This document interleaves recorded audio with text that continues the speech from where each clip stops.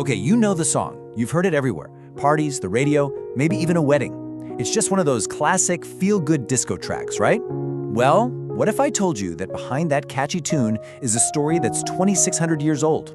A story of total devastation, of exile, and a shocking, brutal cry for revenge.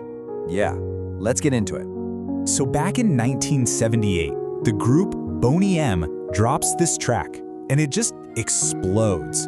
Becomes a massive global hit, one of the best-selling singles of all time in the UK. And yeah, the lyrics sound kind of poetic, a little melancholy maybe, but that beat, it turns the whole thing into this joyful disco anthem. But here's where it gets interesting. This is the first big twist. 8 years before Boney M made it a dance floor hit, Rivers of Babylon was actually a raw, really soulful reggae song by a Jamaican group called the Melodians. And for them, this was no party song. No way. It was a protest song, a Rastafarian anthem about liberation, connecting their own struggle with this ancient story of oppression and the deep desire for freedom. And as cool as that reggae version is, it's still not the original source, not even close. To find the real origin of this song, we have to go way, way back, thousands of years in fact, to a text that has one of the most jarring, frankly disturbing verses you'll find in the entire Bible. I'm not kidding. That line, it's from the exact same poem as the disco song. Suddenly, that upbeat chorus feels like it's from another planet, doesn't it? This isn't just about being sad.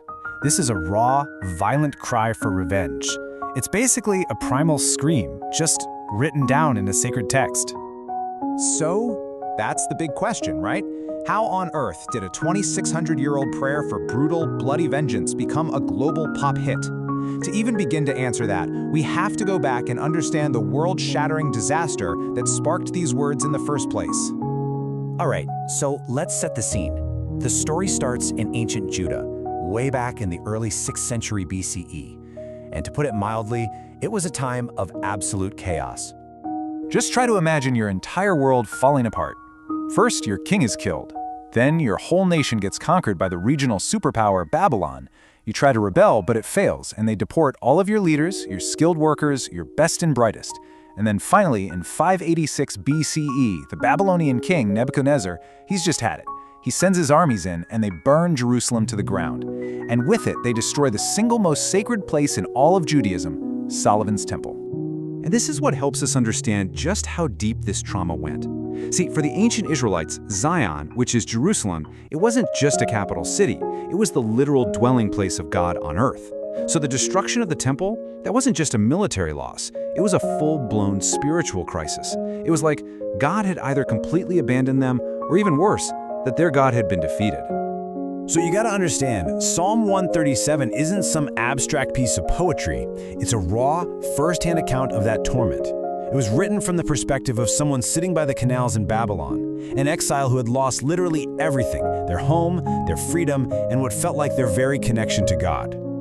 Okay, so to really get a handle on this psalm, especially that shocking ending, we need to know what kind of text it actually is. It's not just a poem, it belongs to a specific biblical category called a lament. Now, a lament isn't just random complaining. It's actually a very structured kind of prayer. It follows a pattern. You start by addressing God, then you lay out all your suffering in vivid detail, you ask for help, and then, and this is key, you end by expressing trust in God.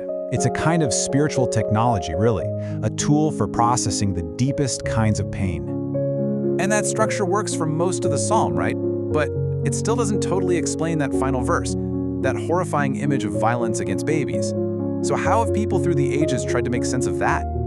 Well, for centuries, both Jewish and Christian thinkers have really wrestled with this verse, and they've come up with a few different ways to understand what's going on.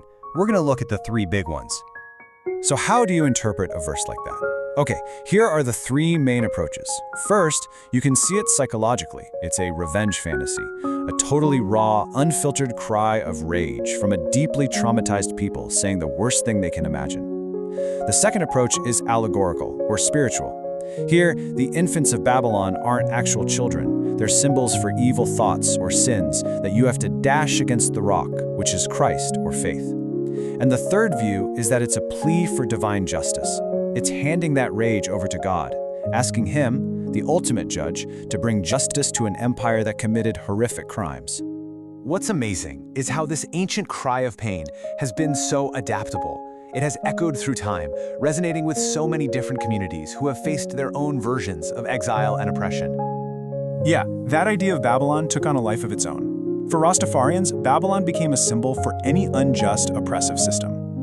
In the African-American church tradition, the story of exile in Babylon was a powerful parallel to the experience of slavery. For Jewish people across the diaspora, that vow, "If I forget you, O Jerusalem," became an absolute cornerstone of their identity. And even today, therapists and community leaders look to this psalm as a model for how to process and heal from collective trauma. The historian Andrew Delbanco puts his finger on why this ancient text still feels so relevant. He wrote that a gulf has opened up in our culture between the visibility of evil and the intellectual resources available for coping with it. And that's the key, isn't it? For the ancient Israelites, this psalm was the resource. It was a powerful, powerful tool for coping. So, we've gone from a 70s disco floor all the way to the canals of ancient Babylon and back. After that whole journey, what's the big takeaway here? The journey of this song, from prayer to pop hit, shows us that Psalm 137 is so much more than just some historical artifact. You could almost see it as a timeless blueprint for how human beings respond to catastrophe. It gives us permission to feel everything: the anger, the grief, the demand for justice, and that powerful vow to never, ever forget. And maybe that's the real power of this song. It doesn't give you any easy answers or neat solutions. Instead, it creates a space where the most profound pain can exist right alongside a fierce, defiant hope. It's like a song that's sung in a minor key, but it never loses the belief that a major chord is still possible someday. So, the next time you hear that catchy Boney M track, maybe you'll remember all the layers of history buried deep inside it. And it might make you wonder, in our own world today, with all of its own injustices, its own Babylons, and its own sorrows, how do we find the right language for our collective pain? And where do we find our hope?